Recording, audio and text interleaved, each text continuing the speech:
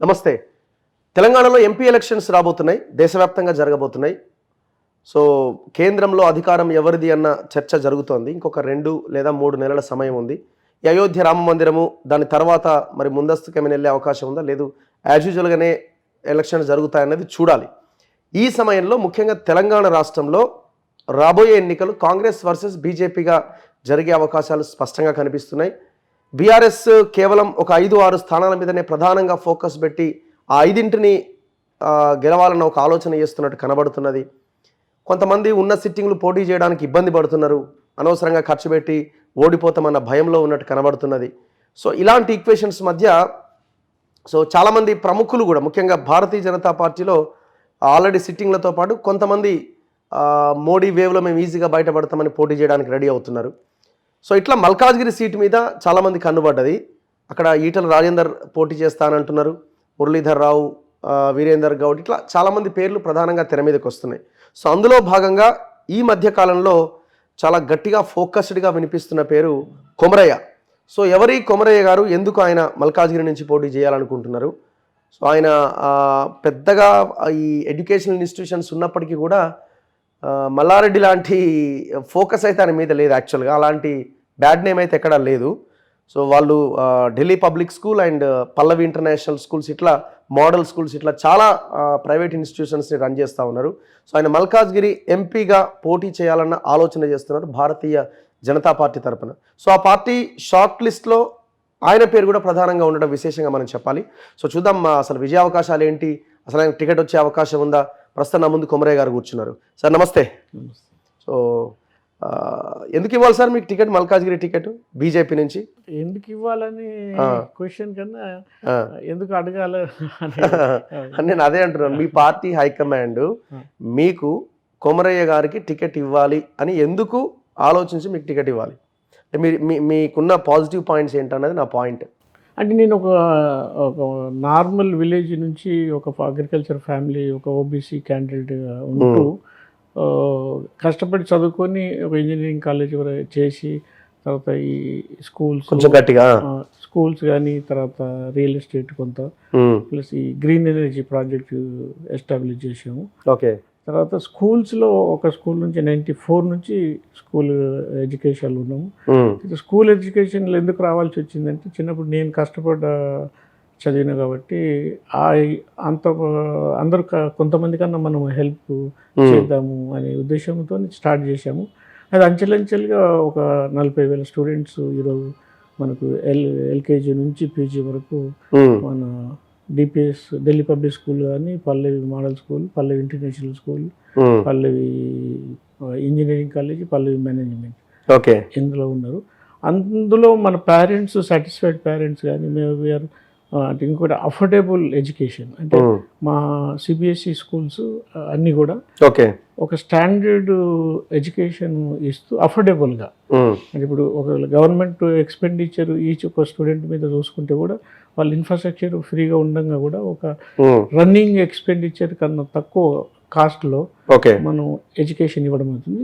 Delhi public స్కూల్లో మాత్రం కొంచెం ఎక్కువ ఉంటుంది, బట్ అక్కడ ఇన్ఫ్రాస్ట్రక్చర్ ఫెసిలిటీస్ తర్వాత క్యాంపస్ కానీ గేమ్స్ కానీ ఇన్ఫ్రాస్ట్రక్చర్ ఎక్కువ ఉంటుంది. బట్ ఎడ్యుకేషన్ మాత్రం అందరికీ ఈక్వల్గానే ఉంటుంది. సేమ్ సిలబస్ సేమ్ అంతా మేము ఫాలో అవుతాం. ఆ విధంగా మా అల్యూమినే ఒక 5-6 లక్షలు అల్యూమినే ఉంది. ఆ స్టూడెంట్స్ అంతా కూడా చదివి బయటకు పోయి engineers, doctors, chartered accounts, company secretaries, business కూడా చేస్తూ ఉన్నారు. కొంతమంది ఐఏఎస్ ఐపీఎస్ కూడా సెలెక్ట్ అయ్యారు. అది ఒక లెవెల్కి వచ్చింది, ఒక స్టేటస్ అంటే దానికి సెట్ అయిపోయింది. ఒక ఆర్ఎల్ టీము అదంతా ఇండిపెండెంట్గా ఇప్పుడు నడిచే స్టేజ్ వచ్చింది. కాబట్టి ఒక లెవెల్ వరకు మనం సర్వీస్ చేసాము. ఒకవేళ పబ్లిక్ లైఫ్కి వస్తే మనం ఇంకెక్కువ సేవ చేసే పబ్లిక్, జనరల్ పబ్లిక్ అండ్ నేను విలేజ్కి వెళ్ళి వచ్చినాయి కాబట్టి ఈ విలేజ్ వాతావరణంలో మన బీద వాళ్ళకు ఉండే కష్టాలు, తర్వాత హై క్లాస్కి ఉండే ఫెసిలిటీస్ కూడా తెలుసు కాబట్టి దాన్ని బ్యాలెన్స్ చేస్తూ మన వంతుగా ఎడ్యుకేషన్ ఫీల్డ్లో కానీ ఇన్ఫ్రాస్ట్రక్చర్ ఫీల్డ్లో కానీ ఎట్లా మనం సర్వీస్ చేయొచ్చు అనేది ఒక కారణం.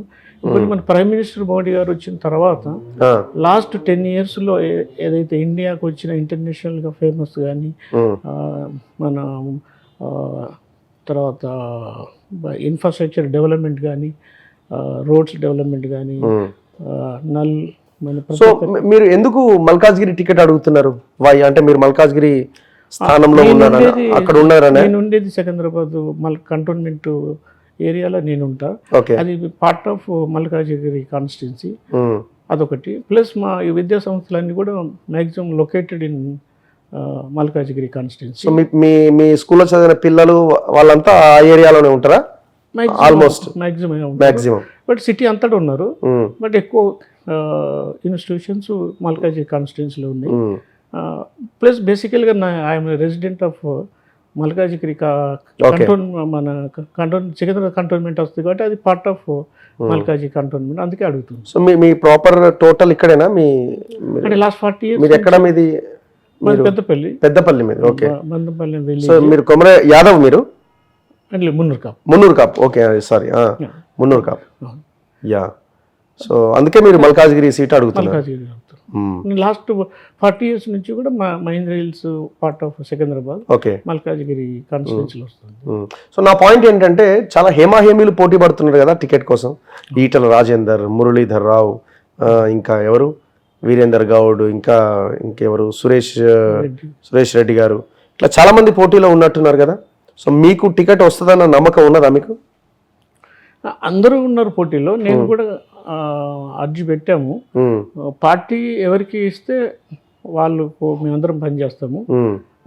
నాకు కూడా సీటు అంటే ఒక కొత్త క్యాండిడేట్ కొత్త ఫేస్కి ఇవ్వాలనుకుంటే నాకు వస్తుంది అనుకుని నేను పెట్టాను.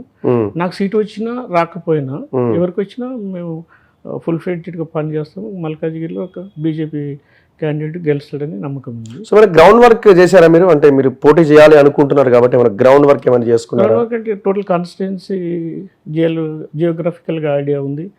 7 మా కాన్స్టిట్యున్సీస్ ఉన్నాయి. మొత్తం మ్యాప్ అంతా తెలుసు. గ్రౌండ్ రియాలిటీస్, మన ఇన్ఫ్రాస్ట్రక్చర్ ఏముంది, ఇంకా ఫర్దర్ ఇన్ఫ్రాస్ట్రక్చర్ ఏం డెవలప్ చేయాలి, ఇంకా ఎడ్యుకేషనల్గా ఇంకా ఇన్ఫ్రాస్ట్రక్చర్ ఏం ఇంప్రూవ్ చేయాలి, అవన్నీ ఐడియాస్ ఉన్నాయి. ఒకవేళ ఛాన్స్ వస్తే వాటిని ఎట్లా ఇంప్రూవ్ చేయాలి, మల్కాజ్గిరిని ఒక మంచి ఇండియాలో లార్జెస్ట్ పెద్ద నియోజకవర్గం, దేశంలోనే అతిపెద్ద నియోజకవర్గం మల్కాజ్గిరి. దాన్ని ఒక మోడల్ కాన్స్టిట్యున్సీగా డెవలప్ చేయాలనేది ఒక ప్లాను. దాన్ని ఒకవేళ మాకు ఆపర్చునిటీ వస్తే దాన్ని ఇంప్రూవ్ చేయాలనేది ప్రయత్నం చేస్తాం. సో మరి మిగతా లీడర్లను ఏమైనా కలిసే ప్రయత్నం చేస్తున్నారా? మరి మీరు లాబీ చేయాలి కదా. అంటే బీజేపీ పార్టీ కొత్త ముందు నుంచి మీరు సంబంధాలు ఉన్నాయా, దగ్గర సంబంధాలు? అంటే మా ఫాదర్ ఇలా కంటెస్ట్ చేసినప్పటి నుంచి హిమాయత్ నగర్లో బీజేపీ పోటీ చేశారు. ఆయన చాలా రోజులు ఆర్ఎస్ఎస్లో ఉండే. ఓకే, తర్వాత అప్పటి నుంచే నాకు కనెక్షన్స్ ఉన్నాయి. బట్ ఆర్ఎస్ఎస్ తో కనెక్షన్స్ ఉన్నాయి, బీజేపీ అండ్ అలైడ్ ఆర్గనైజేషన్స్ పని చేస్తూ వచ్చాము. బట్ ఇప్పుడు యాక్టివ్గా పార్టిసిపేట్ చేయాలని అనుకుంటున్నాను. సో భగవత్ గారు కూడా వచ్చినట్టున్నారు మీ స్కూల్ సార్ కాలేజెస్కి? మన నాచారం డిపిఎస్ స్కూల్కు ఢిల్లీ పబ్లిక్ స్కూల్ వచ్చారు ఒక 2 years బ్యాక్. ఓకే, ఒక ప్రోగ్రామ్ అయింది, దానికి వచ్చారు. సో ఇప్పుడు అంటే బేసిక్గా ఈ కార్పొరేట్ స్కూల్ ఓనర్స్ అనగానే బాగా డబ్బులు ఉంటాయి వీళ్ళ దగ్గర. సో ఇప్పుడు మల్లారెడ్డిని ఎట్లా చూస్తున్నారు జనం? ఇప్పుడు కొమరయ్యను కూడా అట్లనే చూడాలా, లేకపోతే డిఫరెంట్గా ఏమైనా ఒక సోషల్ యాంగిల్లోనో లేకపోతే ఒక పాజిటివ్ యాంగిల్లో చూడడానికి ఏమైనా అవకాశం ఉందా? అంటే కార్పొరేట్ స్కూల్స్ అనేది నారాయణ చైతన్య నార్మల్గా స్కూలింగ్లో ఎక్కువ ఉంది. దానికి మాకు డిఫరెన్స్ ఏంటంటే మేము మా స్టూడెంట్కు ఎడ్యుకేషన్తో సహా కార్పొరేట్ సిబిఎస్ఈ సిలబస్ అంటే కొంచెం బ్రాడ్గా ఉంటుంది, లైక్ ఐఐటీలో ఎట్లా ఉంటుంది ఆ విధంగా ఉంటుంది. అంటే స్ట్రేట్ సబ్జెక్ట్ కాకుండా ఒక సిలబస్ ఒక సబ్జెక్ట్ చదివితే అతనికి ఆల్రౌండ్ ఐడియా ఉంటుంది, ప్రాక్టికల్ నాలెడ్జ్ ఎక్కువ ఉంటుంది. అదొకటి. ప్లస్ మా అన్ని స్కూల్స్లలో ప్లే గ్రౌండ్స్, స్పోర్ట్స్ ఎక్కువ ఇంపార్టెన్స్. యాక్చువల్లీ మేము 10 ఏళ్ళ నుంచే మాకు ప్రతి స్కూల్లో మేము స్పోర్ట్స్ కాన్సన్ట్రేట్ చేస్తాం. ఇప్పుడు సిబిఎస్ఈ రీసెంట్గా కొత్త ఎన్ఈపీ పాలసీలో 2020లో వాళ్ళు ఎడ్యుకేషన్తో పాటు స్పోర్ట్స్ కూడా ఇప్పుడు వాళ్ళు ఇంపార్టెన్స్ పెంచారు. బట్ మేము స్పోర్ట్స్తో సహా ఆర్ట్, క్రాఫ్ట్, యోగా, మంచి కమ్యూనికేషన్ స్కిల్స్, అంటే ఒకసారి స్కూల్ నుంచి బయటకు వెళ్ళగానే వాళ్ళు హైయర్ ఎడ్యుకేషన్లో కానీ బయట లైఫ్లో వాళ్ళు ఒక మంచి ఎథిక్స్ ఉన్న ఒక సిటిజన్గా తయారు చేయడం ఉమ్, ఆ పద్ధతిలో చేస్తాం. ఈ కార్పొరేట్ కల్చర్ అంటే వాళ్ళకి ఒక ప్లే గ్రౌండ్ ఉండదు, అవును అపార్ట్మెంట్లలో నడుస్తాం. అపార్ట్మెంట్లలో స్కూల్స్ ఉంటాయి. ఇప్పుడు ఆ ఎడ్యుకేషన్ ఇప్పుడు ప్రజెంట్ తరం స్పెషల్గా లేటెస్ట్ కార్పొరేట్ ఎడ్యుకేషన్ పిల్లలు కూడా ఎవరు ఓకే. ఎంకరేజ్ చేయట్లేదు. సో మరి ఫీజులు బాగా వసూలు చేస్తారా? ఫీజు మాది వేరే అదే మా స్టాండర్డ్తోని ఉన్న స్కూల్స్ వాళ్ళది ఒక ఆల్మోస్ట్ డబుల్ ఉంటే మాది 50% ఉంటుంది. అవునా? వెరీ అఫోర్డబుల్ ఎడ్యుకేషన్ ఉంటుంది మా దగ్గర. ఒక కార్ చిన్న మామూలు ఎంప్లాయీ నుంచి హైయెస్ట్ వరకు ఏం చేస్తామంటే విద్యార్థి బాగుండి ఫైనాన్షియల్గా వీక్ ఉంటే మేము ఎడ్యుకేషన్ స్కాలర్షిప్ ఇస్తాము. తర్వాత హాస్టల్లో ఉంటే విలేజ్లకి తీసుకొచ్చి వాళ్ళకి స్కాలర్షిప్ పెట్టి ఓకే, వాళ్ళకి హాస్టల్లో పెడతాము. తర్వాత స్పోర్ట్స్లో ఎనీ యాక్టివిటీలో యోగా, ఆర్ట్, క్రాఫ్ట్ దేనిలో ఉంటే వాళ్ళకు కూడా స్కాలర్షిప్ ఇచ్చి మేము ఎడ్యుకేట్ చేస్తాం. అంటే ఓన్లీ ఫైనాన్షియల్గా ఇబ్బందితోని వాళ్ళు చదువుకోకుండా ఆపర్చునిటీ లూజ్ అయ్యేది ఛాన్స్ ఉండదు మా దగ్గర. ఓకే. సో ఇంకొకటి, ఒకవేళ మీకు టికెట్ వచ్చింది అనుకుందాం, గెలవగలుగుతారా? అంటే గెలిచే స్కోప్ ఉందా? అంటే మీరు ఇప్పుడు పార్టీ ఇది ఒక లైన్ ఉంటుంది, పార్టీ ఒక బేస్ మీకు. సో మీకు స్వతహాగా మీరు గెలవడానికి అవకాశాలు ఎంతవరకు ఉన్నాయి అనిపిస్తున్నది? మీరు సర్వేలో లేకపోతే అన్నీ చేసుకునే కదా మీరు రంగంలోకి దిగేది? లేదా ఎట్లాగో పార్టీ వేవో ఇంకోటో కలిసి వస్తుంది అందులో వెళ్ళిపోతామన్న ఆలోచన ఉందా? ప్లాన్లో ఉన్నారు? ఇక్కడ బీజేపీ మెయిన్ ఇంపార్టెంట్. బీజేపీకి పార్టీ, దాని క్యాడరు వాళ్ళు ఉంటారు.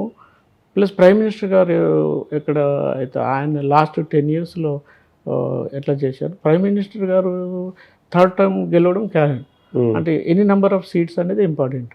అందులో మల్కాజ్గిరిని కూడా గెలిపించి ఆ నంబర్ ఒకటి పెంచాలనేది ఉద్దేశము.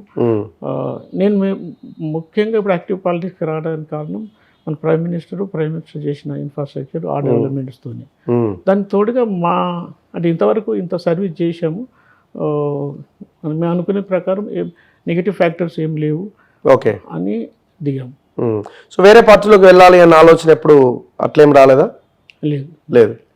సో మీ ఐడియాలజీ మీరు బీజేపీ. సో ఈ మధ్య బాగా ఈ అయోధ్య రామాలయము ఈ ప్రోగ్రామ్స్ బాగా చేస్తున్నట్టు మీరు ఆ ఏరియాలో. ఈ అయోధ్య సీతారామ కళ్యాణం అనేది మేము 93లో జిఆర్ స్వామితోని మన జిమ్ఖానా గ్రౌండ్లో చేసాము. అప్పుడు జిఆర్ స్వామి గారు మా ఇంట్లో 1 month ఉండేది. కాబట్టి మాకు ఇప్పుడు ఫస్ట్ టైం అనేది కాదు, బట్ ఇప్పుడు ఈ అయోధ్య ఇష్యూ వచ్చి 500 years తర్వాత వెరీ బిగ్ బ్యాటిల్ తర్వాత గెలవడము, తర్వాత టెంపుల్ ఇంత తొందరగా కట్టడము, దాన్ని మళ్ళీ ఇనాగ్రేట్ చేయడము, అందులో ఈ 22 January 2024 హిస్టరీలో మనకు ఆల్ హిందూస్కు, ఇండియన్స్కు ఒక మంచి ఫెస్టివల్ డే లాగా. ఇప్పుడు మన ఇండిపెండెన్స్, రిపబ్లిక్ డే ఈ విధంగా చేసుకుంటూ ఫ్యూచర్ డేలో, ఫ్యూచర్ టైంలో ఈ రోజు 22nd నాడు అంటే ఒక రిమెంబరబుల్ డేగా మన ఇండియన్స్ సెలబ్రేట్. ఇప్పటికే ఆల్ ఓవర్ వరల్డ్లో ఉన్న ఇండియన్స్ అంతా ఎక్కడెక్కడ అమెరికా కానీ, ఆస్ట్రేలియా కానీ, డిఫరెంట్ యూకే కానీ, డిఫరెంట్ కంట్రీస్లో కూడా వాళ్ళు వెరీ బిగ్ గ్యాదరింగ్తో సెలబ్రేషన్ చేసుకుంటారు. అవును. అంటే ఆఫ్టర్ ఇండిపెండెన్స్ వచ్చిన తర్వాత ఎట్లా లిబర్టీ ఫీల్ అయ్యారో ఇప్పుడు ఇండియన్స్ అంతా కూడా ఆ విధంగా అంత ఉత్సాహంతో సెలబ్రేట్ చేసుకుంటారు. సో మరి ఎంపీ ఎందుకు అనుకున్నారు? మొన్న ఎమ్మెల్యే ఎలక్షన్స్లో పోటీ చేయాలనే ఆలోచన రాలేదా మీకు? అంటే ఒక లార్జర్ ఎంపీ అయితే ఒక లార్జర్ మనకు ప్లేస్ ఉంటుంది నేషనల్ లెవెల్లో. మనం మన ఐడియాస్ కానీ మనం తోచినంత వరకు మన ఇంప్రూవ్ చేయొచ్చు అనే ఐడియాతో. సో నాకు ఎంపీనే సెట్ అవుద్దని మీరు అనుకున్నారు? మన ఐడియాలజీ కానీ, మన థింకింగ్ కానీ ఒక హయ్యర్ ప్లాట్ఫామ్ ఉంటుంది. కానీ ఇవాళ చాలా ఫైర్గా ఉండాలి కదా, మీరు చాలా సాఫ్ట్ ఉన్నారు. పొలిటికల్ లీడర్ అంటే ఏదో ఫైర్తో మాట్లాడాలా, మీరు చాలా సాఫ్ట్గా కనిపిస్తున్నారు. అట్లేం లేదు, అందరూ ఫైర్ ఉండాలని ఏం లేదు. అట్లంటే మోడీ గారు కూడా ఫస్ట్ ఆయన మామూలు సిటిజన్గా ఉండి సీఎం అయ్యారు, 15 years పనిచేశారు. మళ్ళీ ఫస్ట్ టైం ఆయన ఎంపీ అయ్యి ప్రైమ్ మినిస్టర్ కూడా అయ్యారు. ఆయనకి ఏమి ఎంపీ ఎక్స్పీరియన్స్ కూడా లేదు. ఆయన ఈ proved as one of the best prime minister for India and whole world looking at him as is best prime minister and best leader. అంటే మీరు ఆ కష్టాల్లోంచి వచ్చారా? మేము కూడా కష్టపడ్డాం కదా చిన్నప్పుడు చాలా అగ్రికల్చర్ మా అగ్రికల్చర్ ఫ్యామిలీని. ఫ్యామిలీ అగ్రికల్చర్ చేసేవాడిని నేను. ఓకే, అవునా? అగ్రికల్చర్ పనికి పోతూ మళ్ళీ స్కూల్కి వెళ్ళి మళ్ళీ వచ్చి మళ్ళీ పోయా అట్లా. మరి ఎట్లా ఇంత పెద్ద సామ్రాజ్యం నిర్మించగలిగారు మీరు? అంటే ఎవరైనా కానీ ఎట్లా పాసిబుల్? అంటే ఎక్కడి నుంచి స్టార్ట్ చేశారండి? అగ్రికల్చర్ నుంచి ఇంత పెద్ద వ్యవస్థని నిర్మించారు కదా. చదవడం ఒక పాజిటివ్ పాయింట్. ఇంజనీరింగ్ చదివారు. దాని తర్వాత మా మ్యారేజ్ ఇక్కడ హైదరాబాద్లో అయింది. ఫాదర్ ఇలా ఈ was in the business and ఈ was in BJP party. Final ఇయర్లో మ్యారేజ్ అయింది. అదొక ప్లాట్ఫామ్ దొరికింది. అక్కడికి వెళ్ళి ఇప్పుడు ఎడ్యుకేషన్ అనేది నా సొంత ఐడియాని నేనే పెట్టి దాన్ని, అంటే ఏ పని అయినా కానీ ఒక ఫోకస్గా కష్టపడి హార్డ్ వర్క్ చేస్తే సక్సెస్ అవుతుంది. ఇప్పుడు ఏదైనా కానీ మనం హాఫ్ హార్టెడ్ చేస్తే ఏది కూడా సక్సెస్ కాదు. సో మీరు కూడా పూలు అమ్మినా పాలు అమ్మినా అట్లా అంటే ఫోకస్గా అంచెలంచెలుగా పైకి వచ్చాం అంతే. కాబట్టి అంటే మీరు డైలాగ్స్ కొట్టరు. సో మీరు ఇప్పుడు ఎంపీ కావాలన్నది మీ కోరిక అంతే కదా? ఎంపీ ఆపర్చునిటీ వస్తే కోరిక. ఆపర్చునిటీ రాకున్నా కానీ మనం పార్టీలో ఎవరికి సీట్ వచ్చినా వాళ్ళు గెలవడానికి ప్రయత్నం చేస్తాం, గెలుస్తాం కూడా. ఇప్పుడు కలిసారా ఈ ఆస్పిరెంట్స్ అందరితో ఏమైనా మాట్లాడారా? అట్లా ఏమన్నా? వాళ్ళంతా మన ఫ్రెండ్స్. అంతేనా? అందరు తెలిసిన వాళ్ళే. ఇట్లా అందరు తెలిసిన మంచి క్లోజ్ ఫ్రెండ్స్. ఓకే. సో ఎవరికి వాళ్ళుగా ప్రయత్నాలు చేస్తున్నారు.